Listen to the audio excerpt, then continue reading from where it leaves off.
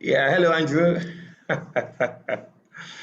I'm so Good sorry up. if I get people waiting. I didn't mean to do that. I just had a call that came in urgently and I had to deal with it. So Not a problem. I'm afraid. Not a problem, Andrew. Thank you so much for taking time out of your very busy schedule to be here with us. So you're welcome to the Mediation Hot Seat. So while we'll so while we wait for more people to join, I just Good give evening, Andrew. yeah. So this is my partner, Miss Abiodun. So both of us should be the co-host for today. So we'll both be asking all the questions. Okay. Yeah, so a brief insight into what the Mediation Hot Seat really is all about. It's not exactly a training per se, it's just a discussion session where we just look at contemporary issues surrounding mediation and more or less to basically connect with the essence of why you do what you do. And for aspiring people listening to you who want to take up a career in mediation, what they should actually have their minds in, and to just basically just, for want of a better way to put it, just motivate them and all of that. So we're not really going to get too technical on the modalities of mediation. We just flow with it. Okay. Thank you so much. So Ms. Abby, over to you. Yeah, Abby, over to you.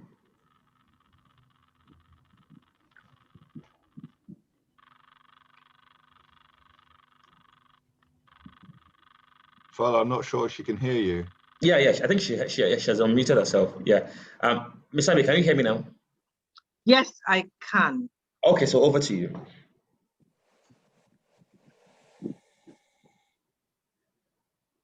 Just give me a minute. I'm trying to sort something out.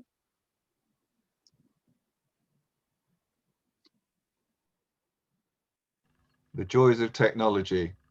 You know, it's one of the problems we have to contend with here. You know, it's funny, Andrew, when COVID came now, everybody has to. Technical issues. Fala, can you hear me? I can hear you loud and clear.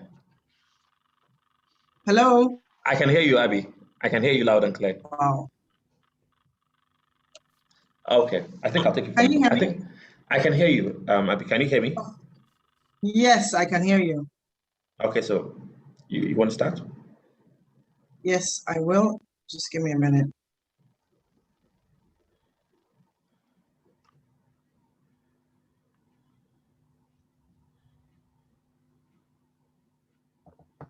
Okay, great. Good afternoon, everyone. Good morning, good evening, wherever you are. And I am having technical issues, but I should be, yes.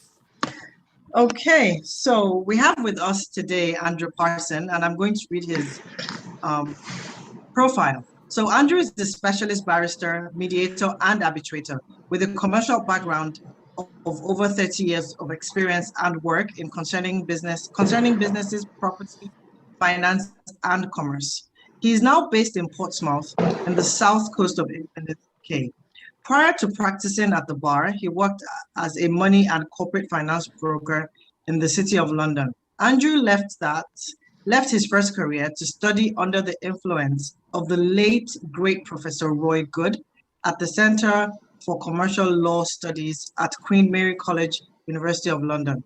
For many years, he has been committed to the use of private and confidential dispute resolution processes, such as arbitration and mediation. Abby, sorry to Yes, interrupt. sir. I don't want everybody to. I'm not really more interested in talking about myself, if you don't mind. I mean, it's very kind of you to. If people want to know a bit more about me, I'm quite happy for copies of my brief profile to be sent to them. If we can do it that way.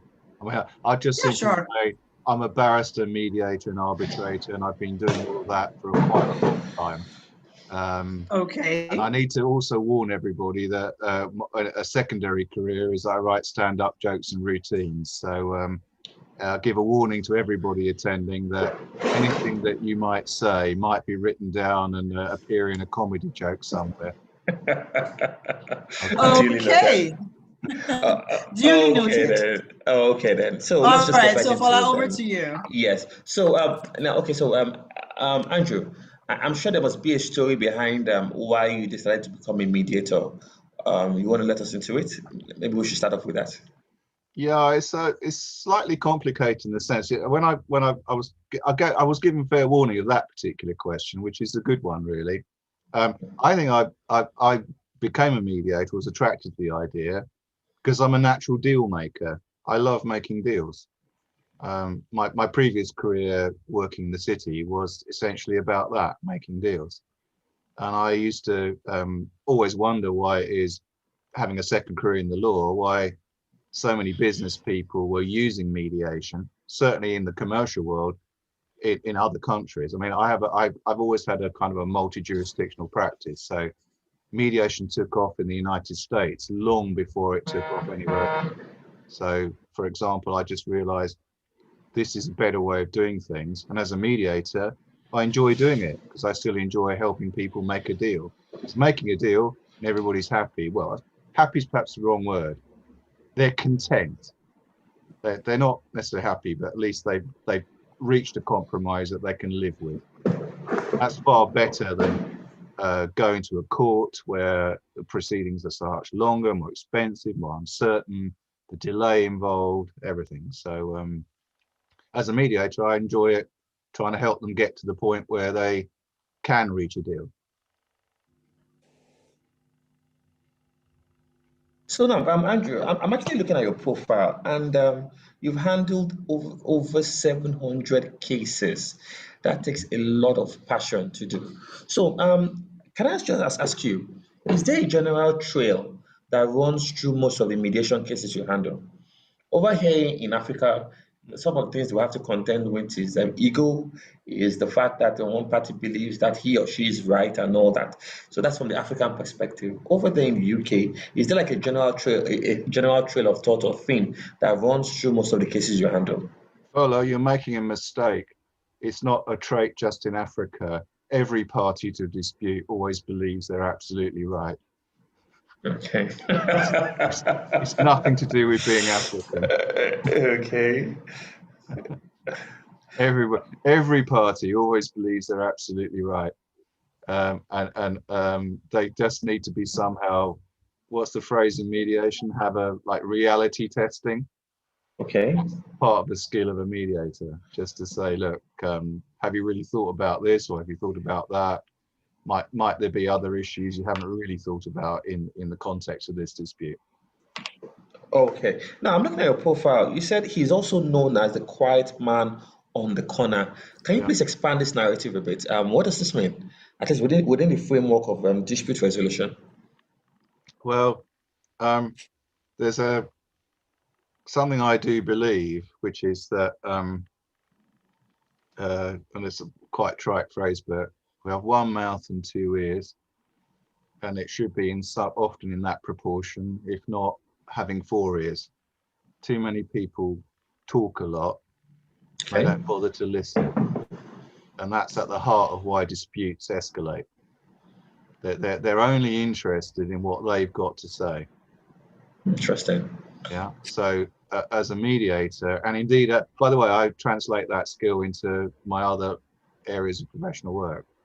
As an arbitrator, I tend not to be interventionist. I tend to let people say what they want to say. I might have a thought go through my head, but I won't jump in too quickly. It's always better to let people have their say. As a mediator, sometimes you let them have their say, and then quietly will say to them, well, you'll be thinking about and process what they've said, but always let them have their say. Exactly. Yeah.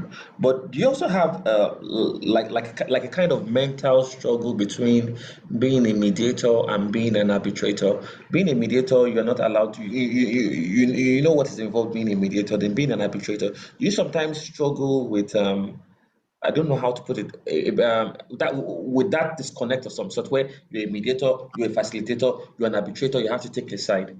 Do you always have that kind of struggle? Um, well, as an arbitrator, you're completely independent. You're a neutral. My funny phrase for arbitrator is you're just rent a judge. That's what you are. But you are effectively a judge, and you have to be completely independent. In mediation, because it's a much more flexible process, and this is where I've tried to pioneer things that have changed, I suppose. In some of my mediations, I will ask the parties, I have different bespoke mediation agreements.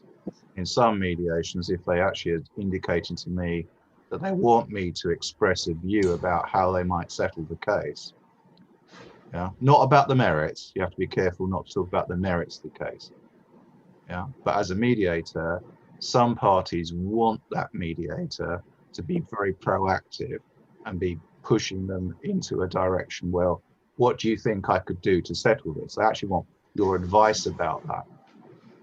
Okay. You know, when you were explaining mediation, you said something like, well, another conversation I took it over. You said mediation is about making a deal. So I'm trying to struggle with the concept of making a deal as far as mediation is concerned, and making a deal as far as negotiation is concerned.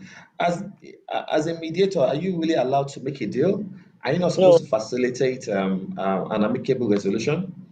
I didn't say I was making the deal. I was saying helping the parties make That the is deal. to make a deal. Okay. I mean, Okay. mediation, let's sum it up. Mediation, if you think about it, is nothing more than an assisted negotiation. Sure. That's what it is.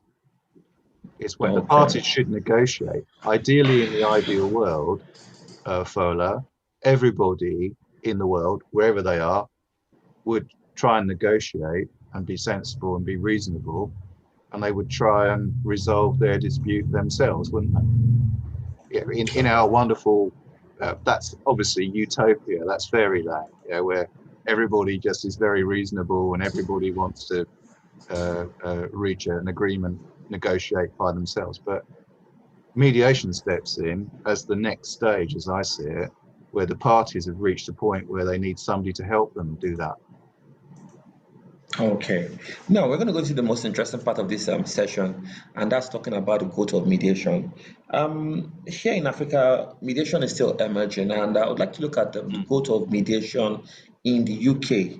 Can you please just talk about the acceptance of mediation, both from the angle of lawyers and from the angle of clients generally? How is it like? It's difficult for me to comment on that. Sometimes I think that obviously it's moved on because mediation is now expressly mentioned, or ADR process is expressly mentioned in our civil procedure rules. And there are quite severe cost sanctions that are imposed on parties who unreasonably refuse to mediate. But as at the moment, we don't have compulsory mediation. I mean, if you want to open up that subject, well, that's a subject for another discussion on another day. No, we're taking that Personally, topic. I'd love to have compulsory mediation. I think there should be, parties should not be allowed to just go straight to court. They should have a stage in the process where they are actually made to try and mediate.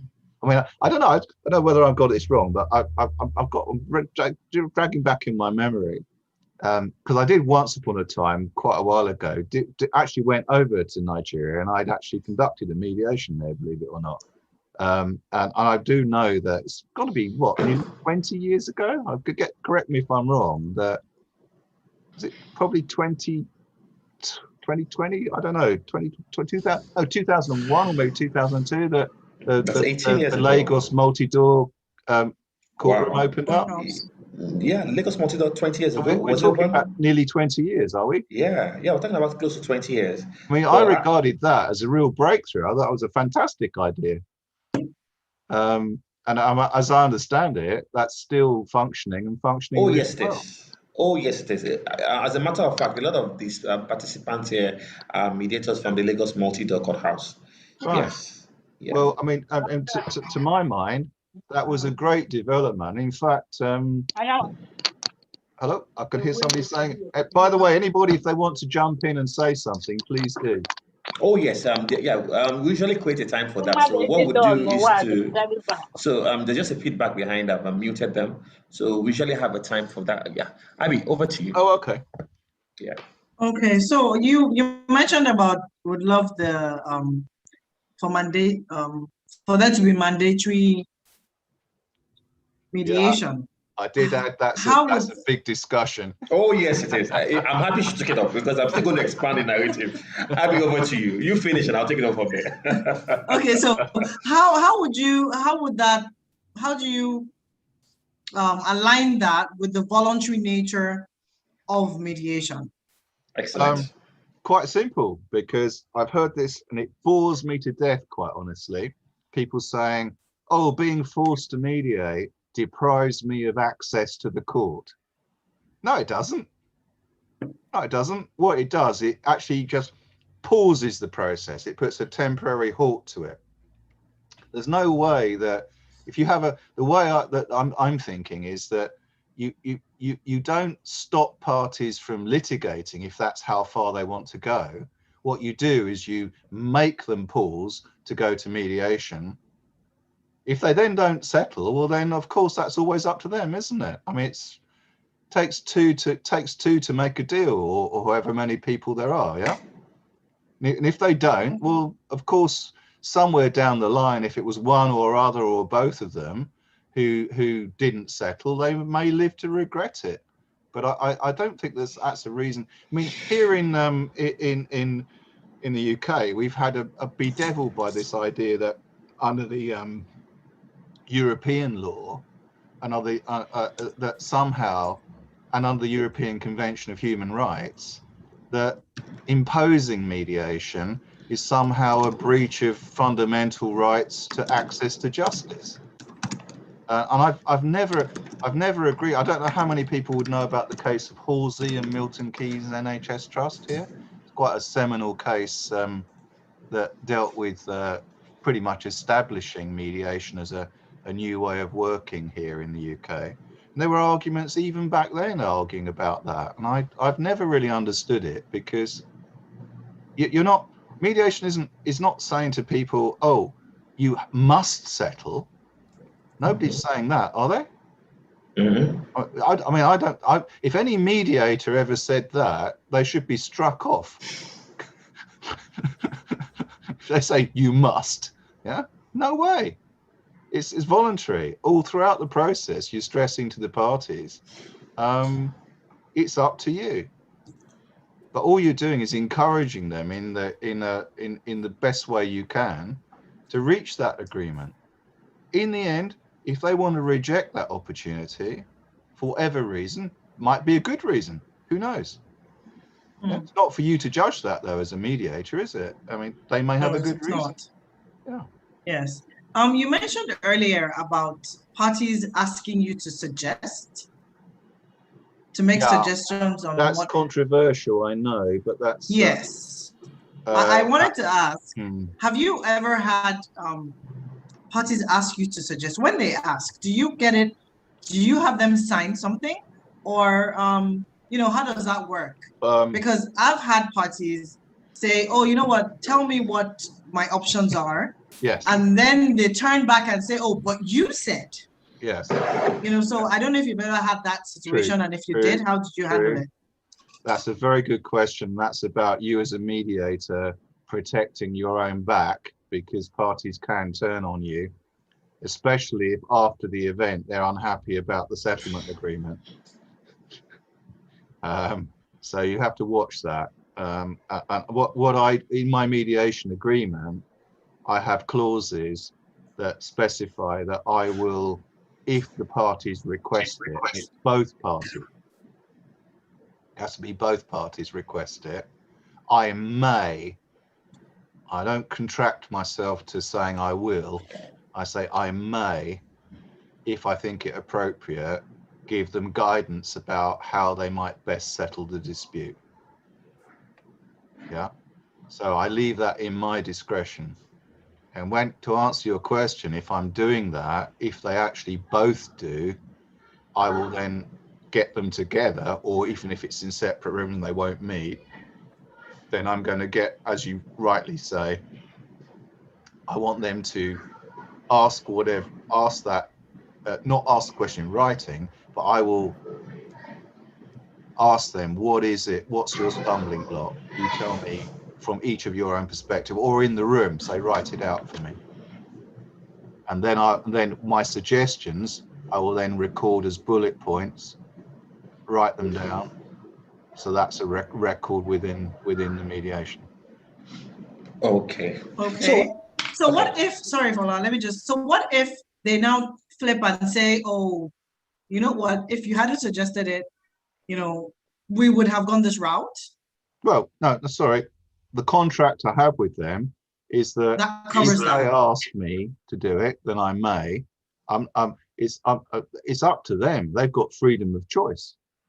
Okay. Like, all right. it's their Thank choice you. whether to settle, isn't it?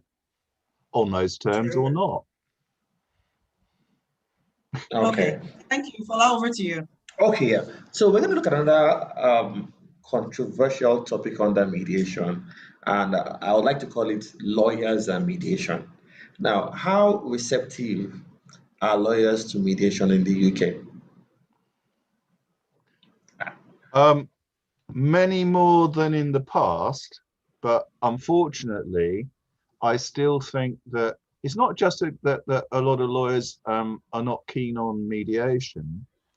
I think that a lot of lawyers are not keen on lots of different forms of ADR. I don't know, Furlow, if you've heard of the acronym ADR. Oh, alarming drop in revenue. Yeah, alarming drop in revenue. Yeah. Yes. And especially at times when I suppose it's true in the world that lawyers are under increasing pressure to keep their profit costs up. Exactly. Up. Yes.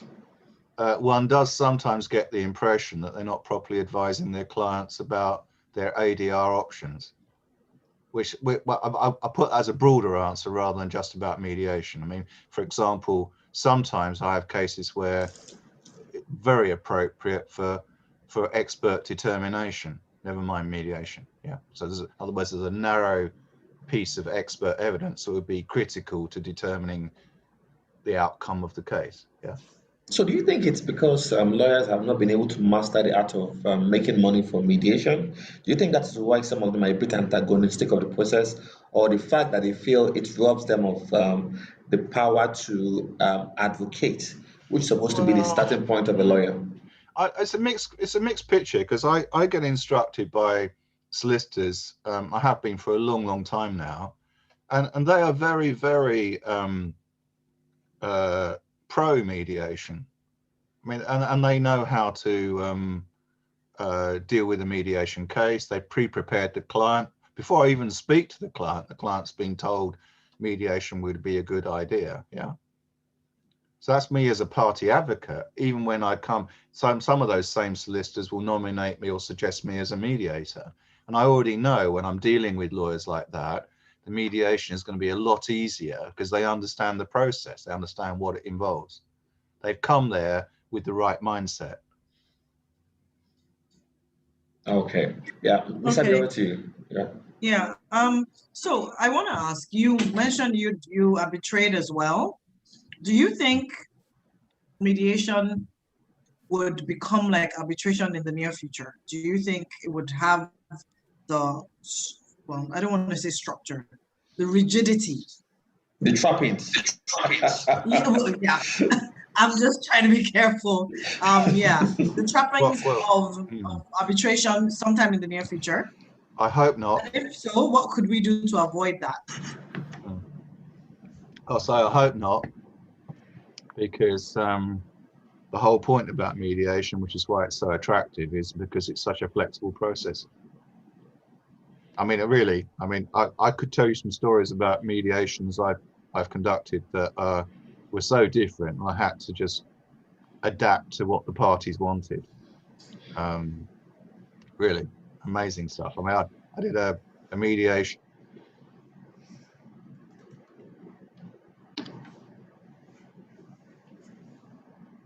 Okay. Is he frozen? Or is it from my end? I actually thought it was me. Okay, Andrew, I think we lost you for a second. You were frozen. Yeah, okay, you're back.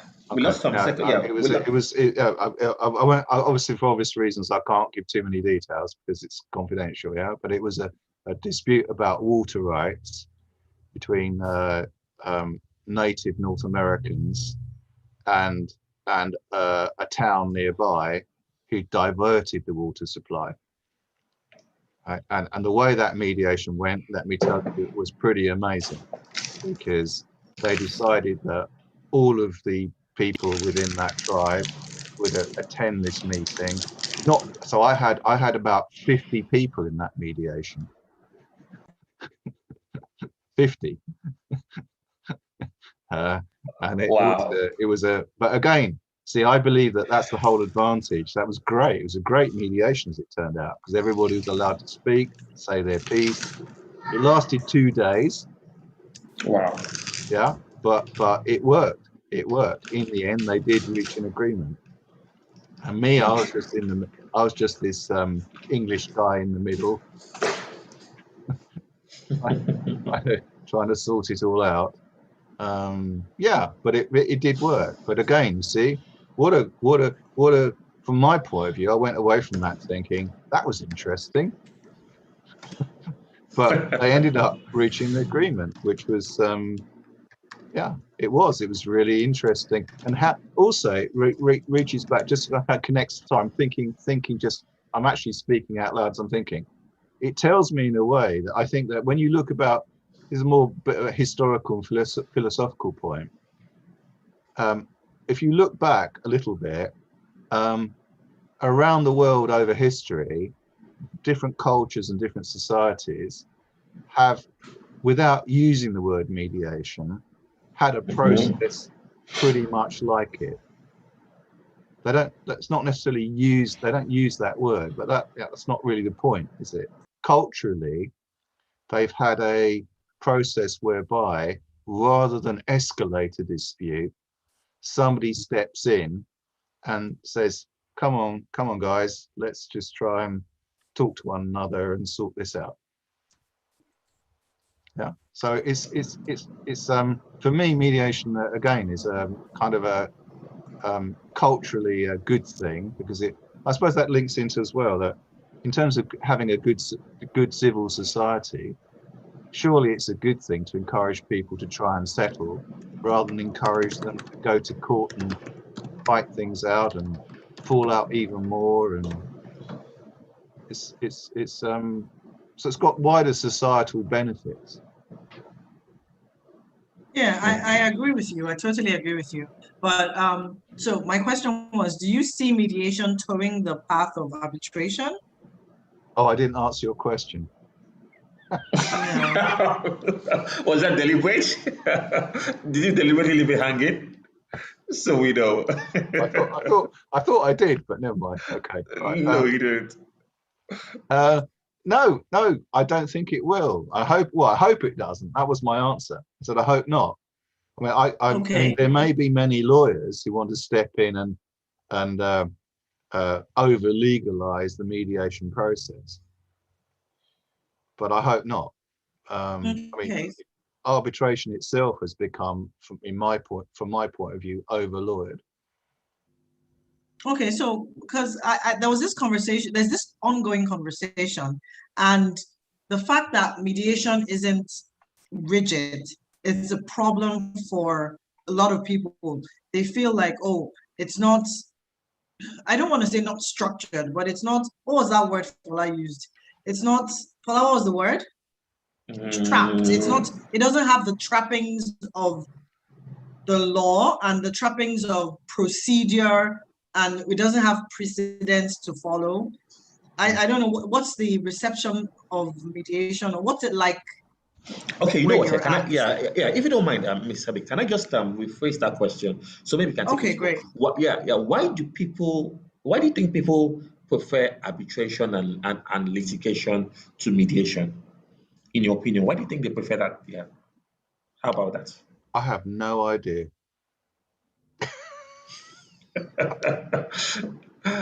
Probably because they are poorly advised. True. I honestly, I can't answer that question. I have no idea. I think it's generally speaking, to me, inexplicable. Really. I mean, there may be. Let's be clear. There may be some cases where even somebody who's very pro mediation will understand that mediation isn't appropriate. There are those cases, but they're rare. They're rare. Yes. Yeah.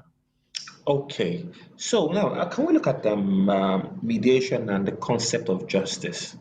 Now, this question comes up every time, and I always try to hear different perspectives from different mediators I bring into play. The basic foundation of mediation is always this give and take, bending backwards, and all of that. Do you and some schools of thought believe that people try to use mediation more as a sword than a shield to back away from an obligation they had originally entered into, maybe via a contract, because one party is basically trying to take advantage of the concept of mediation. Now, one will now juxtapose that with justice, so to say. Is mediation really justice? When you have to make someone deviate from an agreed contract based on some circumstances beyond either of their control, is mediation justice? Ola, I'll give two answers to that. Number one, as far as I'm concerned as a mediator, or indeed as mediator anyway, I'll speak with this hat on, yeah? Justice is a very movable thing. But what's just to someone might not be just to someone else. I mean, that is my justice might be your injustice. Who knows? But from my point of view, unless I can, as a mediator, think that there are something clearly very unfair and very unjust going on in the process, then that's for the parties to decide. It's their dispute, and unless they're agreeing something in a context that I think is manifestly unfair and unreasonable, then it's not for me to intervene and say, oh, you can't do that. That's their decision. That's what, it's not, see, justice is a very legal concept, but mediation is also about justice. And that brings me to a second part of my answer, is that I actually think there's a question I'd answer back and ask everyone sometime later in this discussion to actually think about and give their answer. Is there a duty on a mediator to be fair? Is there a duty? Does a mediator have an implied duty within their arrangement with the parties to behave fairly? By virtue of the concept of mediation, why should even the mediator be put in that position? Maybe I should answer that question back with a question. Well, if he's a facilitator. It's about whether a mediator has a duty to ensure that the whole process is fair. Is the process fair? Okay, yeah, the process, so when you say fair, would that be with regards to power imbalances or the outcome of the mediation? Abby, you're right. I'm thinking of, I can give you an example of a mediation that I terminated, where a few years ago now, and it's still controversial, I think, to some people, and some mediators would say I shouldn't have done it. But a party turned up who she was suing a hospital because she'd lost her child due to the hospital's negligence. Okay. And the hospital turned up with senior counsel, solicitor, an army of junior lawyers, representatives from the hospital, and this poor woman turned up on her own. Her husband couldn't make the mediation because he was working. So she's just there on her own. And there was an obvious immediate imbalance. I did say to her, look, I'm really concerned about this. I think you should have somebody with you. Oh, no, she says, I want to carry on. And unfortunately, it got worse because they unfortunately took the view, the hospital did, that, oh, took advantage, I think, of the fact that she was just there on her own. They were making ridiculous settlement offers. Ridiculous ones. As a lawyer, I knew they were ridiculous, yeah. But I didn't say anything. I just kept saying to her, I really do think that you should get legal advice. That's all I could say. Before we go further, I really do think you should get some legal advice. And then she's just in tears. She's breaking up. Yeah. And at a certain point, I just said, look, I'm really sorry, but I don't think you're in any fit state. I gave her several opportunities, but I said, look, just take a break, go out, go for a walk, go and have a cup of coffee somewhere. Did that a couple of times. She comes back, and again, she just ends up dissolving in tears. So after about 3 hours of this, I just said, look, I'm calling a halt to this. Anyway, the assembled lawyers and representatives of the hospital trust went absolutely mad at me, because when I went in and said, look, I'm sorry, but I'm terminating this. I as the mediator, am terminating this mediation. They actually said to me, you can't do that. And I said, well, I think if you look at my terms of engagement, I can. If I don't think that the mediation can proceed fairly, I have a term in my agreement that says that. So, Andrew, if we look at the concept of fairness, neutrality, and impartiality, if both parties are willing to continue, is it really the place of a mediator to discontinue? I'm just thinking outside the box. Well, I've just given you an example of when I did, and I said to you, I realise it's controversial. Some mediators would say to me, and still would, you were totally wrong to do that, because you stepped into the arena, you crossed the line of impartiality. I still think morally I did absolutely the right thing. Interesting. In fact, more than that, I'm actually proud of what I did. Okay. Okay. So, sorry, Ms. Abby, at this point, can we take one or two views on what Andrew just said from the participants before we go further, or do you want to expand this narrative? Sure. Let's. Yeah. I just yes. actually. Okay. Yeah. So Yvonne. Yvonne stands up. Yeah. Okay. I'm going to unmute her. Yeah. Okay. Hello, Yvonne. Yeah. Hello, everybody. Good to have you here with us, Andrew. Thank you. Hello, everyone. I'm inclined to agree with Andrew on this one because I feel that fairness and impartiality is not only about the mediator himself exercising fairness and impartiality. I feel that it is also relevant, it's directly relevant to that power imbalance. So I think it has a double meaning. Where there's a power imbalance, the mediator also has a duty to ensure that that imbalance is put to check. If he's unable to, or if their client, even if the client is unable to see that, I think it is up to the mediator to take the proper step, either to ensure or to terminate the mediation, because it still will come back to the mediator. The mediator is the professional, is the experienced one, is the one who has a duty of care to preserve. It will be an indictment on the mediator if imbalance of power continues and a settlement is arrived at. For me, it will totally negate the mediation process. Totally negate it. So I think under those circumstances, it's not about the parties saying, go ahead is not enough, because a week down the line, a day down the line, a month down the line, one of the parties, and certainly the parties who is the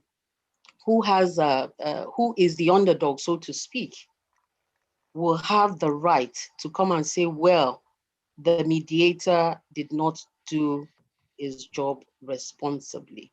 So I think under these circumstances, that issue of fairness and imbalance and impartiality, when it comes to power imbalance, I think the mediator must take the action.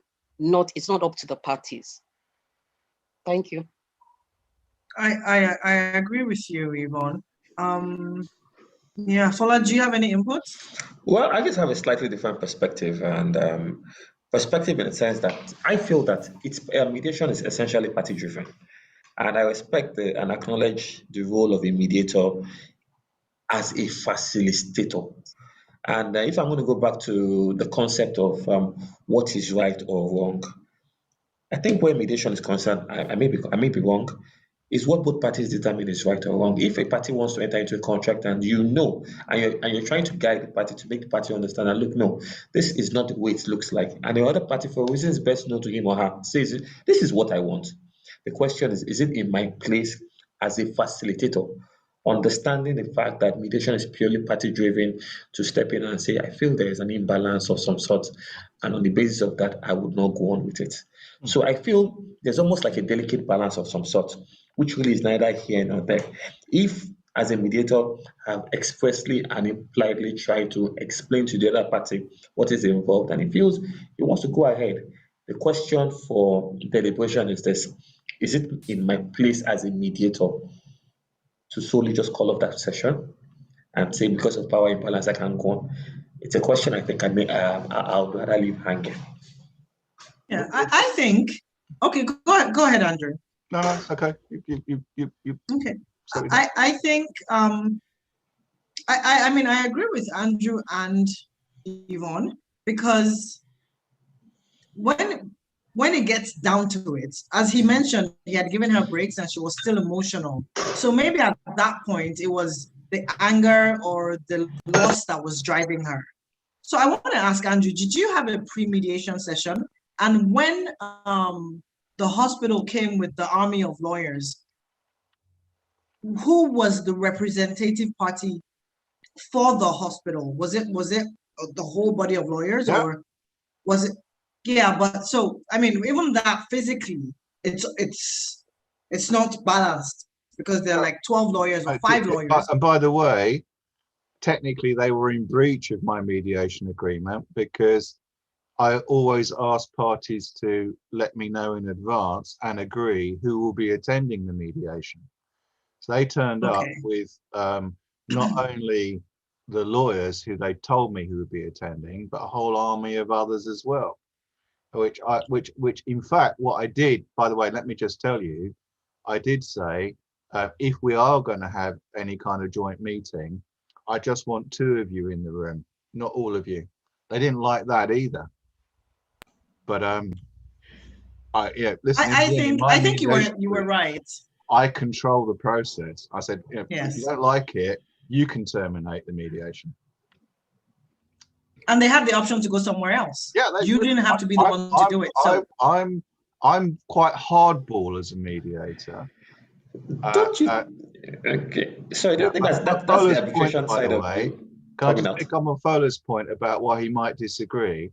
If you've got commercial parties who are doing a deal, they might sometimes come up with settlement proposals that you as the mediator might think, wow, that doesn't seem quite right. Yeah? But they've got their own commercial interests that they won't be telling you about. Very often they won't tell you. Yeah, they've got other things that might be going on. It's not your business to, if you've got a commercial party. My example was of a private individual who'd suffered a really traumatic event, who had a claim for compensation against a public body, i.e. a hospital. Yeah, but if you take it differently to different contexts of 2 commercial parties who are whatever, you don't know what reasons they might have. I mean, I don't know, unless they're trying to agree something that is manifestly crazy or unfair. I'm not just going to sit back and think, well, okay, you've just offered a ton of money here. I don't really quite understand why you did. Putting my lawyers, that's why you have to be careful if you're legally trained, that you don't put your lawyer's hat on. You have to just switch that bit off. You can think it, but you think, quiet. Not here. Yeah. Yeah, that's up to them. I mean, they're there with their legal advisors. They're there. Maybe sometimes I do mediations with commercial parties. They don't even have lawyers there. But if they're going to do a deal, and they're going to do a deal on what terms they actually want, then I accept Fowler's point that, yeah, well, it's not necessarily for me to intervene in those circumstances as mediator at all. Actually, that's up to those parties, isn't it? As he said, there's as Fowler said, there might be all sorts of reasons that they're doing that you don't know about. Okay, there's a comment. Yvonne, can you unmute, please? Yvonne, can you hear me? Yes, I can hear you. I wanted to say, in that particular case that Andrew was involved in, I think the issue really is about the mental and emotional stability of the other party. And as a mediator, it is the mediator, or at the very is it least or most, perhaps he could have, at best, I would say, maybe he could have adjourned and asked for a counselor or a psychologist to come and assess. But this is something that was glaringly obvious, that the mental and emotional stability was a fundamental issue. And there's no way you should allow a mediation to go on when one party's mental and emotional health is on the line. Is not stable. How, at the end of it amounts to capacity in one form or another. So you can't say that you would have properly mediated because both parties wanted the mediation to go on. There is a responsibility, there is a duty on the mediator to make a judgment call in those circumstances. Yvonne, we might do a joint article about that sometime soon.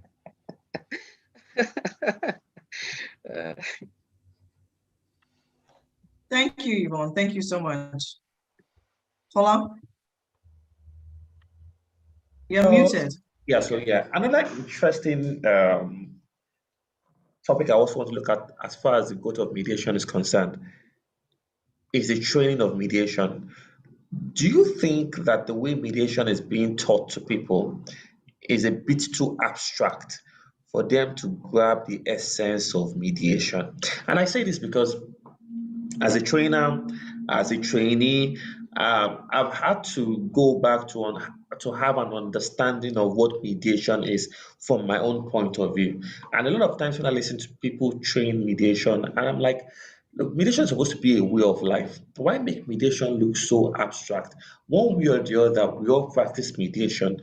So the question is this: in your own opinion, do you think the way mediation is being taught might be the reason why people don't get to grasp the understanding of mediation?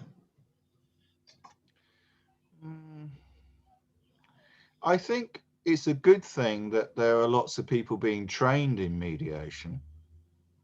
I mean, I don't have any problem. In fact, I think that's, not only a great thing. I mean, because it's promoting the idea of mediation.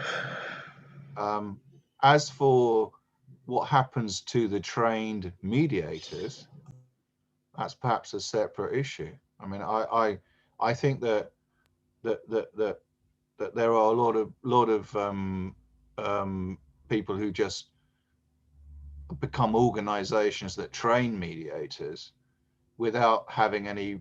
They very few of them now actually are frontline practitioners like me. Well, I don't train, by the way. That's the whole point. I've got no time. I'm too busy. I'm doing the work. Yeah. So that's part of the problem, really. I mean, the people I know who are frontline mediators, they're not involved with training organizations because they're busy. Yeah. And I suppose there's a disconnect between the training and then what happens after you qualify. What happens then? Yeah. So you become, so now you're an accredited mediator. So what then? Yeah, I mean, that's just the beginning of your path to becoming an experienced mediator, isn't it? Okay, now speaking about disconnect, there's this misconception that mediation is a thing for older people. And if you look at the younger ones championing mediation and all of that, they're in the few. So why do you think that is so? Compared to litigation and all the rest, we still have a comparative we have comparatively younger people going into this. But for mediation, there's this misconception that it belongs to a certain age. And that if you don't operate in that circle, you might probably not be able to get that kind of brief you get. Certain I'd like age, to hear. sorry. Yes, Fowler, I certain don't age. understand that question. What do you mean a certain age? Certain age, like 50 upwards. Because if we look at the demography of mediators here in Nigeria or in Africa, we have a lot more older mediators or older people going into mediation than we do have younger ones here. And I've had cause to be at one or two for our seminars and all that. I rarely see people my age coming up to have discussions on mediation. So I'm just asking, why do you think that is so? Again, I'm afraid I can answer only I have no idea. I mean, why? I mean, why would I suppose parties would generally think that somebody who's older might be more experienced and therefore a better mediator? I don't know. There might be cultural reasons. Again, the background of the mediator. I mean, there are all around the world, I'm aware that there are judges who retire and then say they're going to be a mediator, and then they get work doing that. But whether that makes them a good mediator, who knows? Some of them may be, some of them may not. Exactly. But yeah, from my point of view, having done the job, so to speak, on the front line for a very long time, I think there are very specific skills required to be a good mediator. And I've seen some, by the way, I should add, I've seen some really good mediators in action, far better than me, I hasten to add. Really good, yeah. So I've learned from them, watching them. And it comes back to an issue about mindset, about how you behave as a mediator. I think that just because you've had a previous career as a lawyer or as a judge doesn't make you a good mediator. In fact, in some ways, I might say that it actually works against it because you're trained in making judgments all the time. Okay, then. So, what makes you a good mediator? If you're just going to conceptualize that question, what do you think makes you a good mediator? Me? No, what makes one a good mediator? Oh, me? Oh, yeah, one. yeah. What makes one a good mediator? Yes. I touched on it before. I suppose that one of the good things is you listen rather than speak. You have a drive towards encouraging the parties to settle. And probably the third thing bring in on part of our conversation.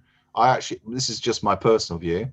I do think as a mediator, you have to have some kind of sense of fairness about the process. Because if in the end mediation ends up with unfair settlements and people unhappy with it, then that will discredit it, won't it? So that's another wider issue. There should be well, we're getting into other issues, will be a topic for perhaps another conversation another day, but perhaps there should be some kind of universally recognized. I mean, there is already a European Code of Conduct for mediators. I don't know if you're aware of that. I mean, that was a kind of blueprint years ago for the conduct of mediators, which is broadly acceptable, I think, and could be adopted internationally. But that does include concepts of the process being fair. Yeah. So anyway, look, I mean, I hope I'm answering your question, fella. Maybe I'm not. I don't know. No, you actually, you are. I was thinking you're going to mention patience, how important patience is, or what are your thoughts on that? Patience. Yes. Oh yeah. Oh yeah. Okay, you, that doesn't sound very convincing. Exactly. That doesn't sound convincing, Andrew. You have to think about it. I thought that would have been a foregone conclusion. I thought you didn't mention it because you felt it's almost a given. I So why don't think did? you think so. Yeah. What are your thoughts on that? Because your face just gave you away, Andrew. The look gave I, you away. I Yeah. have, Furler, I have actually been barrister representative in mediations where the mediator lost it. Seriously, got really irritated. And I'll give away a few secrets as counsel where I represent party mediation. Some mediators are so desperate that the parties settle, right? When it comes towards the end of the mediation session, I play games with them. I already know that my client is never going to reach a settlement on the terms that are on the table. So I'll just say, look, we're just going now. I already know we're going, so we're just going now. They go, oh, no, no, no, no, no. Oh, we need to stay a bit more. Then I use that as a weapon because I know they're then going to go back to the other party and try and beat them down to make them improve their offer. Okay, I learned something new. Trust Okay. me. Same here too. But Okay. if you're a mediator, don't be desperate to make the parties settle. It's not. I see mediators, for example, they have their quote success rate. I hate that phrase. Hmm. It's for a mediator, you're not there to be successful. You're there just to No. mediate. And if the parties don't settle, that's not your fault. Yeah, that's Yeah, not failure. I agree with you because I remember when I first started, I used to feel really bad, like, oof, that didn't settle. And it was a subconscious pressure. I Yeah. felt subconsciously, oh, I have to get this matter sorted. But someday it just dawned on me, you know what? It has really nothing to do with you. It's the parties. If they Well, want to settle, fine. If not, then Abby, okay, I wish them all the best. Abby, now you Yes. know I've given away a real secret. As advocate Yes. for parties, I'll take advantage of an inexperienced or foolish mediator who's that desperate to make the parties settle. I can spot that straight Exactly. away. And I've got a duty to, in that scenario, I've got a duty to act on the best interests of my client. So of course I'll take advantage of that. I agree with you. Okay. I think for me, a good mediation session, even if I don't settle, is for parties to have a thorough understanding of their case. Hmm. That for me is a good mediation session. It does not necessarily have to end with the whole settlement agreement, but for you to know the reason why you're not settling, at least have an idea of the fact that the issues in contention have been narrowed. So if you come up if you come into play like with 10 or Yeah. 15 issues and you've been able to narrow it down to just two, for me that is a success rate. So most Yeah. times, yeah, that for me is a success rate. And like you said, it's always so obvious when a mediator wants that settlement. He's actually for want of a better word, he's desperate. He's desperate. He's ready to. And that actually got me into trouble one time. Like that, there was, I told the Abby of a case I handled when the mediator was so desperate to get a settlement. He actually got the settlement, but the parties didn't keep to the settlement terms, so they still back So him yeah, out. Yeah, that happens. Yes, yeah, the parties then keep to the that settlement happens. terms. The parties then keep to the settlement terms. So I think, yeah, I think it's one thing mediators should actually learn to understand that a good session does not have to end in a settlement term, but for them to at least make them have an understanding of the case. So, Abby, over to you before I Okay. ask. Yeah. So there was a question. I think it was Fola that asked a question about after training, what next, or maybe it was Andrew. So for me, would you suggest that there's something like an articling for accredited mediators or shadowing for a particular period? Well, yeah, I mean, experienced mediators should try and help other mediators. But I have encountered some problems, because I have people ask me all the time, can I gain some mediation experience by shadowing you? And well, apart from the fact we've had COVID lockdown, which doesn't really work too well with that, but even before then, the problem I've had is that the parties themselves say, actually, we don't want a complete stranger involved in the mediation. So what if the person is a co-mediator? So what if it's your partner? What if, you know? No, I don't have co-mediators. I mean, I'm normally sole mediator. Okay. I do have lots and lots of requests, however, for to be observing the mediation to help people get there. I'm not sure whether you have the same thing there, but here it's a problem we're trying to solve. Well, around the world, I think it's a similar problem, that continuing professional development is the issue, which kind of touches on what I said a while back about there are loads of organisations training the mediators who then they say, what's next? Yeah. Yeah, but for me, and this is talking about who a good mediator is. I would like to believe that a good mediator is a mediator that mediates. Because we're talking about human beings here, we're talking about human emotions. So there's a limit to the number of books you can read. There's a limit to the number of seminars you can attend that can make you a good mediator. So I'm of the school of thought that a good mediator is a mediator that mediates. So if that avenue is not there for a mediator to mediate, how can he experiment? And I'll use the word experiment because every mediator has a style. We all have, for some mediators, the superpower has to be in the plenary session. For some mediators, they are the best when they are in the caucus session. For some mediators, so everybody has a style. Everybody has a style. So Yeah. if you're not, if you've not had so many mediation sessions to experiment with, how can you now come up with your style? With your style of mediation? Some mediators come in, they infuse humor. Like I would feel if I had an Andrew as a mediator, who when I get into the session is able to diffuse the seriousness of it, or I would feel more receptive to having a mediator that is a bit uppity and all that. So the question now is this. Yeah, so the question now is this: if mediators are not given their venue to mediate, for want of a better way to put it, how then can we have good mediators?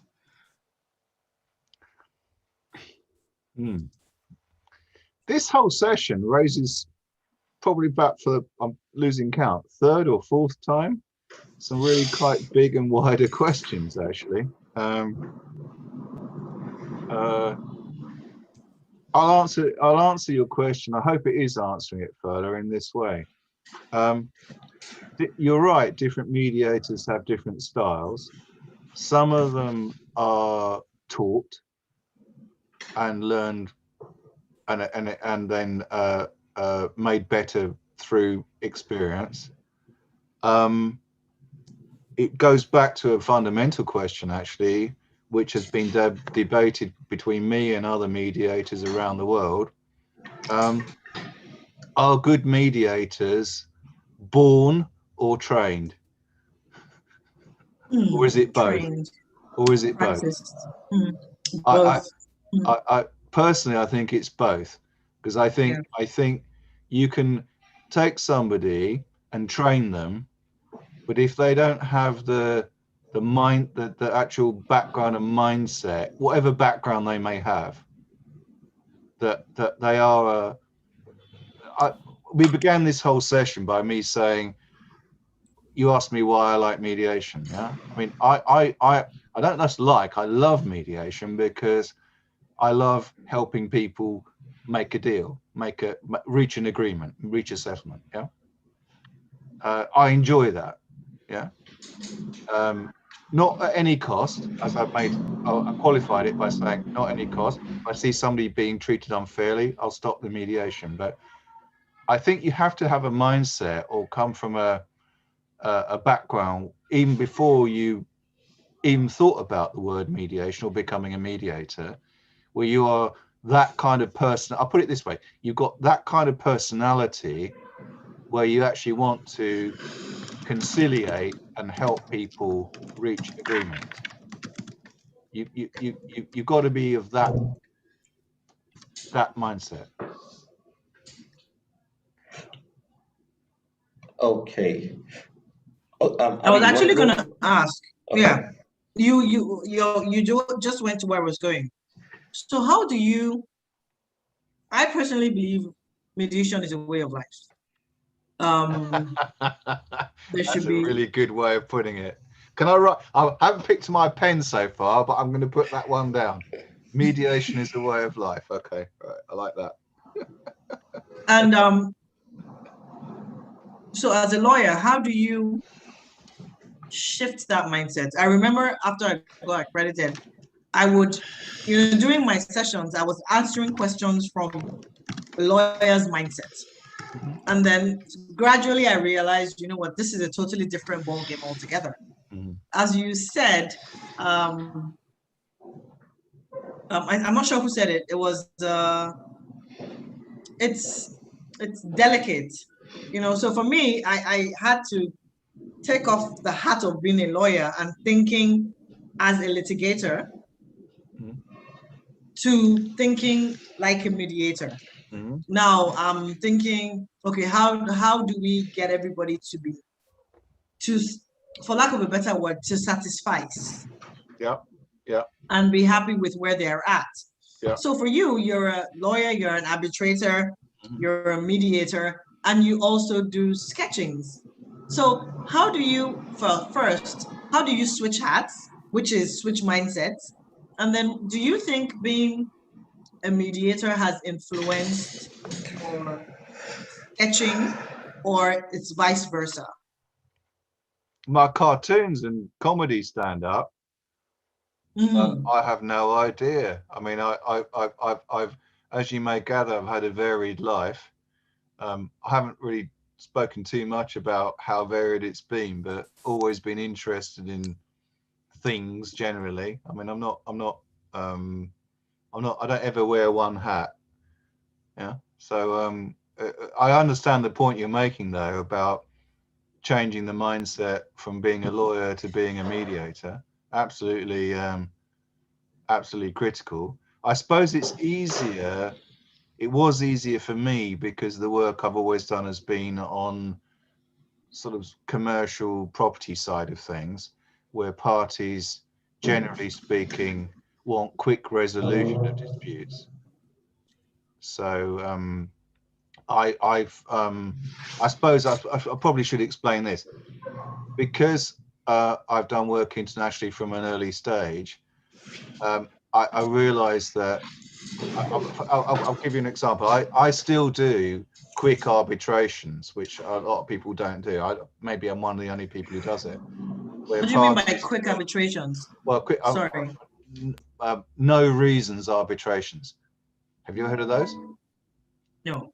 Well, I'm probably one of the few people in the world who does them. But so, two financial organisations have a dispute, and forget them. Sometimes it's big money, sometimes it's small amounts, but it doesn't really matter. They want to get on with their business. They know they're going to have to deal with one another always. There's no way they're ever going to not deal with one another because they're in the same market and they're doing trades and whatever. Yeah. They've got a dispute, and this comes back, I suppose, for my view about dispute resolution. Mediation isn't a one-size-fits-all everything. So the fast arbitrations I do, they'll just, each party, paper only, will send to me their submissions because they know I've got a background in the city and I know what I'm talking about. I'll just write out my decision, my award. I don't have to go through the Arbitration Act 1996, all the stuff about reciting this and reciting that. Do you know what? They don't want that. They couldn't give a damn. They're not bothered. They just want somebody independent to decide it for them. And then they'll go, oh, okay, let's get on. And I can do that. Wouldn't that be a form of, wouldn't that be like a hybrid? What? Wouldn't Well, that be yes, of course it's hybrid? hybrid. I've been involved, Abby, I've been involved with hybrid dispute resolution processes for most of my life. And by the way, that's great. I regard dispute resolution, how you do it, a bit like a sweet shop. You can pick and choose.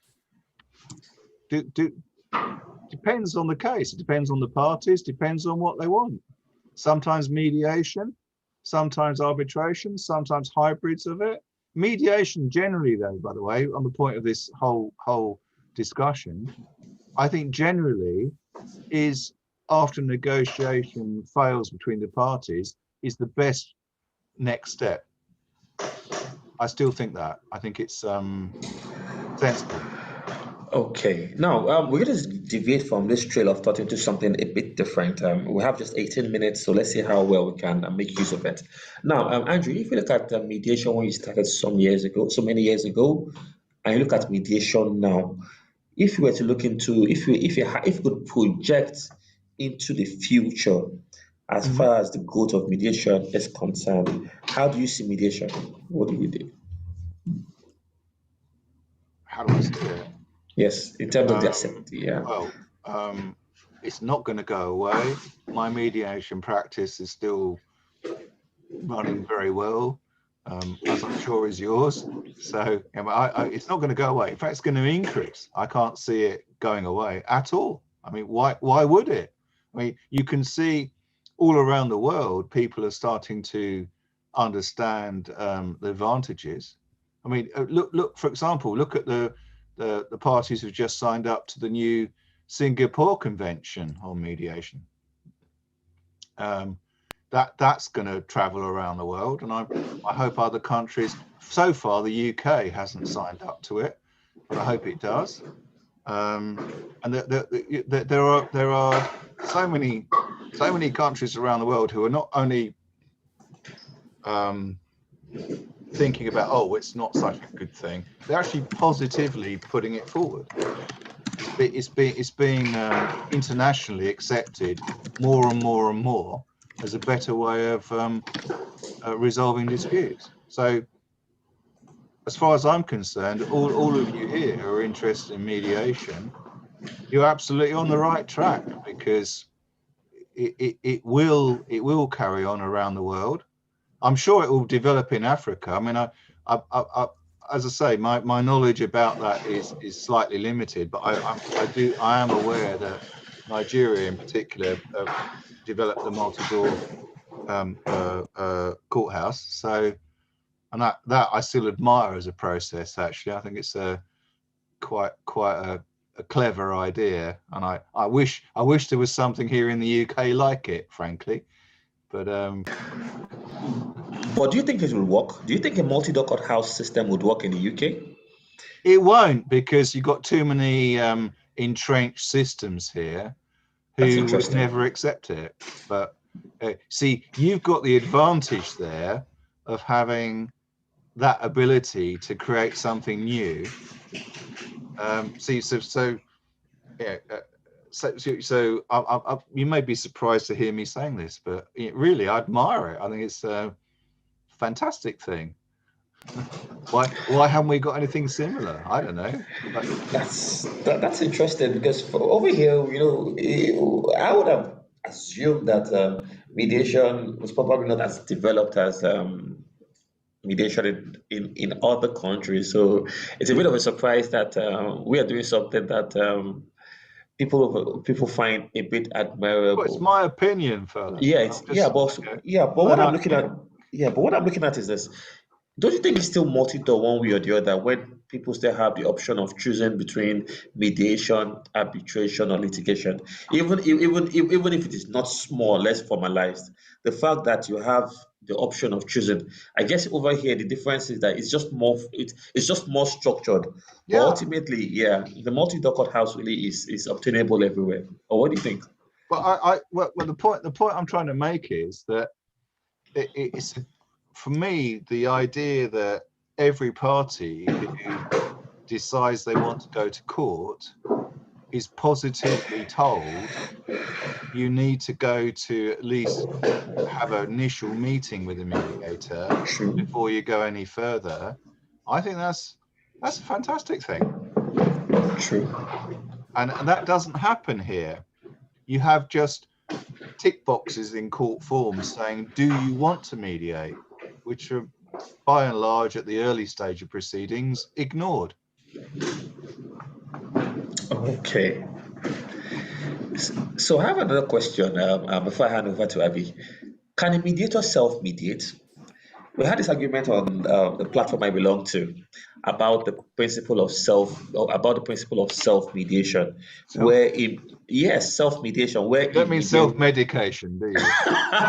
Well, like self-mediation, because the human nature is so complex. Sorry, I'm just checking. Yeah, human nature is so complex that if we are not in conflict with other people, we are in conflict with ourselves.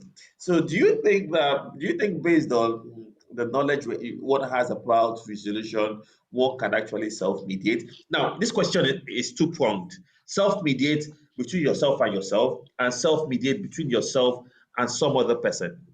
That's self-mediation too. Do you think that is possible? Right. I'll give you the funny answer first, and then the serious one. Okay. So the funny one is me going, I disagree with you. Oh, I disagree with you too. I disagree with you. You're wrong.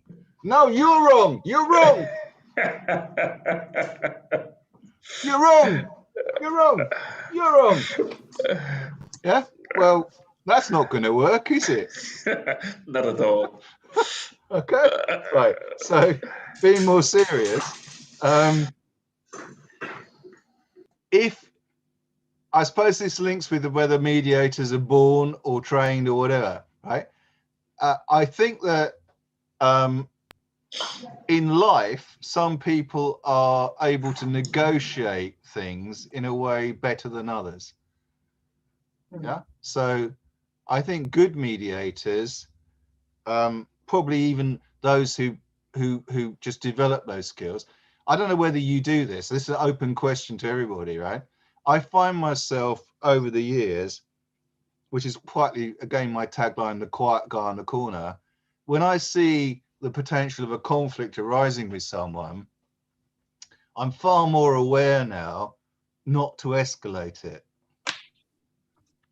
Yeah, I'm immediately on the thought process of, this could turn nasty, and I don't really want that. Yeah, especially sometimes people have just disputes or whatever.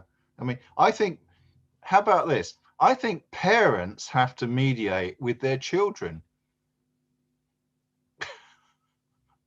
Yeah, because my goodness me, children can be really awkward and difficult. Yeah, saying or doing things that you really don't want them to say or do. And as a parent, you have to sometimes bite your tongue and say, I need to be careful what I say or do here. If I get angry with them, that's going to be counterproductive. So I think that whether that starts with me being a natural mediator or whether it's part and parcel of me being trained to be one, I don't know. But I certainly know that I'm far less I'm quiet when I see a dispute arising or conflict arising with someone personally. But I don't jump in too quickly. I'm thinking straight away, they're upset for some reason. I'm trying to think, well, why are they upset? What's happening? Yeah. I'm thinking, okay, let me have a think about that before I say or do anything, really. Just a thought. Okay. I mean, that was my more serious answer. Anyway, I still like my funnier one. I prefer that too. Okay, over to you, Abby. Okay. So my question is, here we've started face to face, and I don't like using that word, but we started physical mediation. Yes. How is COVID has accelerated online dispute resolution? Yeah, absolutely. Do you think? Yeah. Yes. Do you think things would ever go back to physical all the way, or do you think it's going to be half and half? Or do you think online dispute resolution is going to take over? I think. And which do you prefer? Oh, two questions. Yes, sir. First and then supplementary. Okay. First one, Abby, your guess is as good as mine. It depends on whether the COVID pandemic is got under control. I think that the reality is that the probability is that life has changed forever, to some degree. To what degree, who knows? I'm hoping I'll be able to do more international travel in my work, but last year and so far this year, I haven't been able to. So yeah, I'm looking forward to a time when I can travel again and do my work and see people face to face, which is obviously better. Obviously, that's always better, isn't it? But if you can't do that, in the meantime, I've been doing stuff online, and that may be, as you say, the majority of the work. Who knows? I don't know. I think that some people have worked out that online mediation does work, especially for lower value disputes. You can do that very quickly, and parties do understand that there's a cost benefit to doing it online. But from my point of view, some of the bigger disputes where parties want to mediate,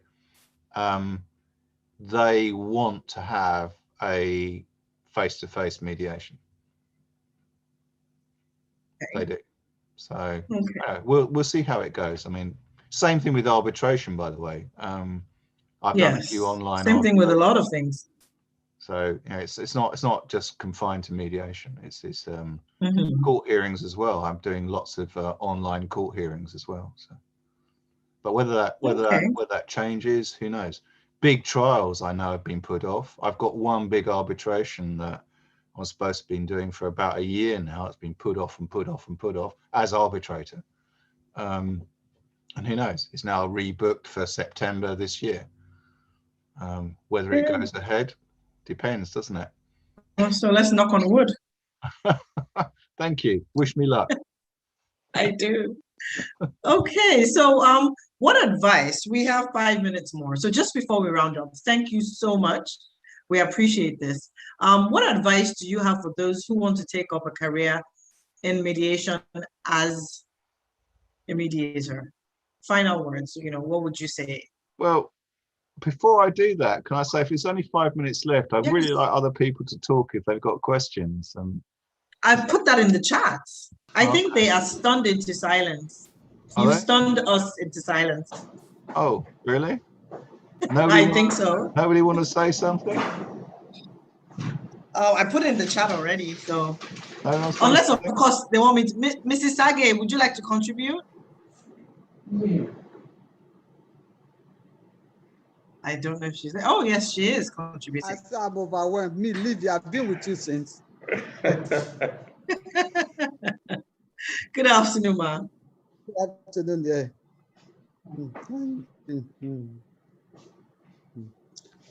He said something. He said something about when he terminated that mediation.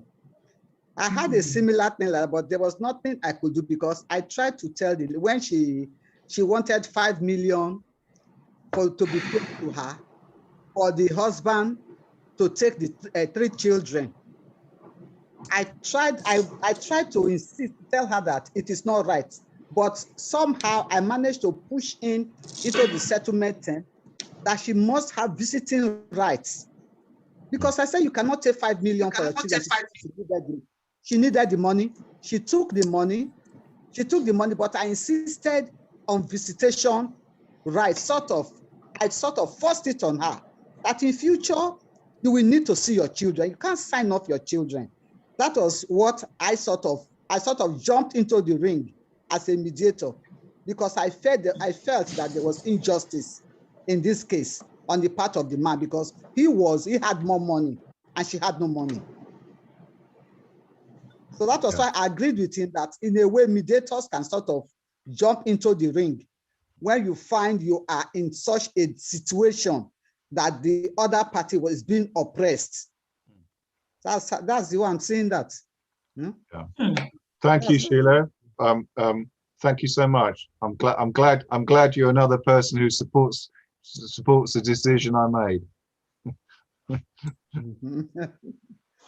But no, couldn't that backfire though? I'd actually like to hear your thoughts on that.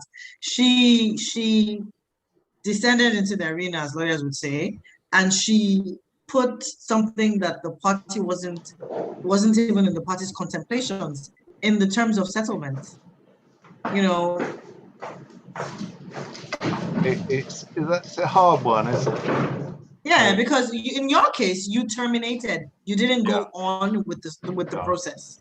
That's an entirely different ballgame. But in her case, there were terms of settlement which she included, a clause in. I mean, personally, but this is in the UK environment, I would probably have hesitated to do that. But I might have done, like Sheila, I might have been encouraging her. I think what Sheila's saying is, she was saying to her, you really do need to have some kind of clause saying this. You need to get legal advice about. The way I would have phrased it was, you need to get legal advice about the issue about your children. I did that with her in caucus in the private session. Yeah, I did that with her in the private session. Yeah, that you will need to see your children in future. I really don't, in substance, I don't think there's any difference between me and Sheila and what she did and what I did, not in substance. So we both did, from my point of view, Sheila, you did the right thing. And I still think I did the right thing. But so I think at the end of the day, the general theme around mediation is that there's really no clear-cut process in handling disputes. That's just the general thing I'm getting. And that disputes should, because of the peculiarity involved, should be taken on the merits of each case. So one can't exactly say that because it went this way, it must go that way. And that brings us to one problem lawyers have with mediation: the fact that there is no clear-cut precedence. They believe the mediation process can be truncated. So I don't know whether you have that kind of feedback from your end with regards to lawyers, because lawyers can't actually have this judicial precedent of some sort to follow. They feel a bit uncomfortable at the fact that a case cannot go in a predictable way. So do you also see that as one of the drawbacks of mediation? I'm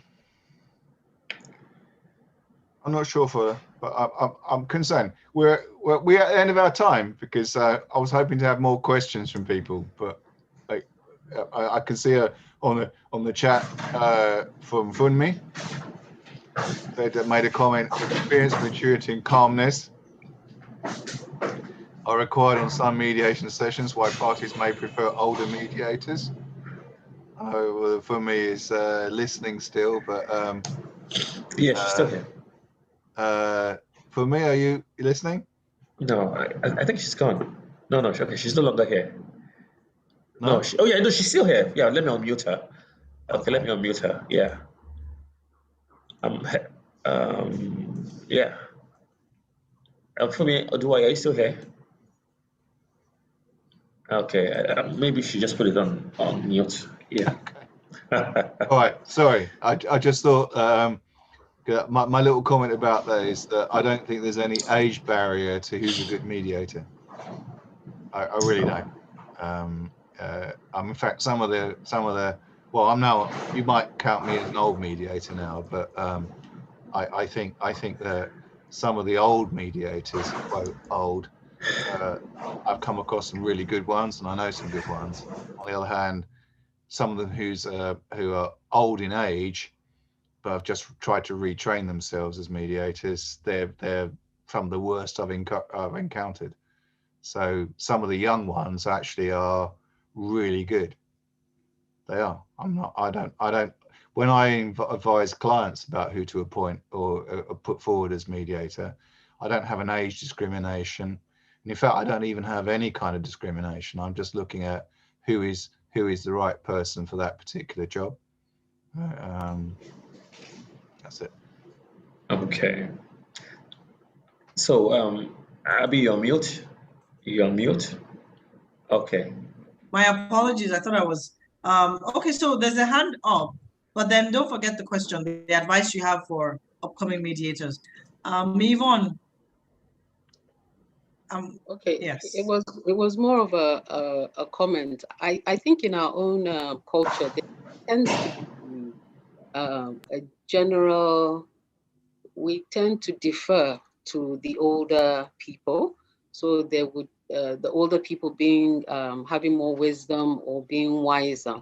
So you will find that that in if you have a choice of mediators, and certainly if parties are more within a certain age bracket, they will tend to gravitate towards an older, a more mature mediator than a younger mediator. But in essence, I think a good mediator is a good mediator. Age does not necessarily matter.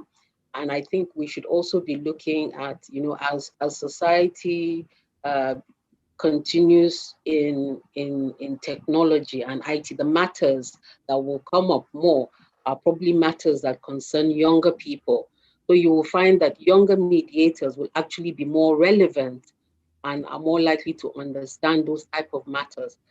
I'm not sure I will be able to mediate in a matter that involves maybe an Instagram or a Twitter feud, because I'm not there. I'm not in that arena, and I don't understand, you know, that kind of thing. But somebody much younger might be able to handle, you know, and might be able to relate, might be able to understand where one party is coming from.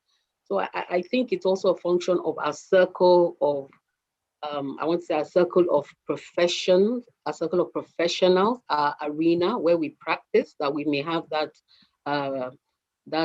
idea or that concept that mediators are generally older. I think when we move out of our own circle, we'll be surprised that there are younger mediators out there. It's just that we're not in the same circle. I think that's actually. Thank you for that, Yvonne. Thank you. Thank you. Yeah, thank you so much. Okay, Abby, you give the vote of thanks for. Yeah, there was actually a question, but we're 5 minutes behind. Or yeah. So do you want to answer that question? I didn't answer the question, did I? Go on. Well, it was about how to develop a. Yeah. So the question is, what advice do you have for people who want to go into mediation and practice as mediators? Go for it. Do it. Make it happen. There's a whole big world of mediation work out there, and it's going to develop for sure all around the world. I mean, you're not just in Africa, but it's developing all around the world. So you might not only have a mediation practice in your own country, but elsewhere too. Why not? Have a look at that, because there are loads of opportunities out there. I mean, I don't know how you see things, but you know, I now do work, have done for a while, where parties to disputes, they know me as a mediator, and they might be wherever. You know, they might be in America, North America, they might be in parts of Europe, they might be whatever. You know, I just think that you think big. That'd be my advice. Think big.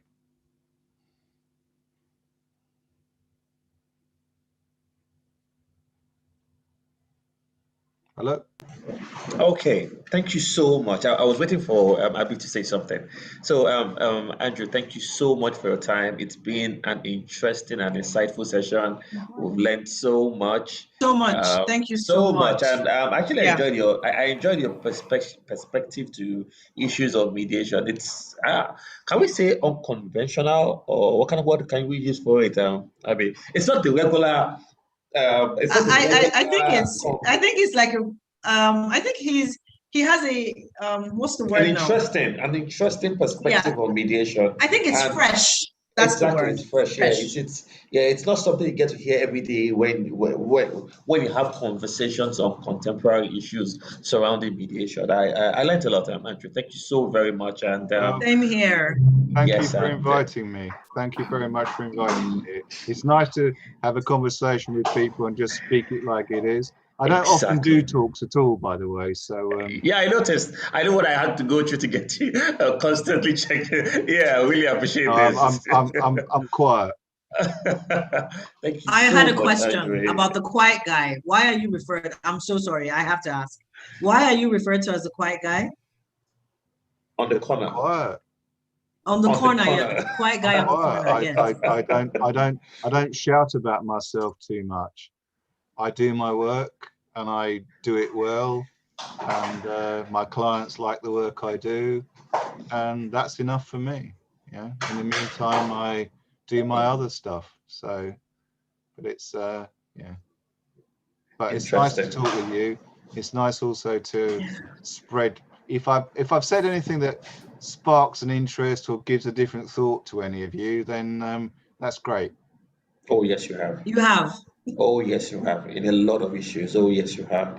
Thank you so much. You can see everyone nodding.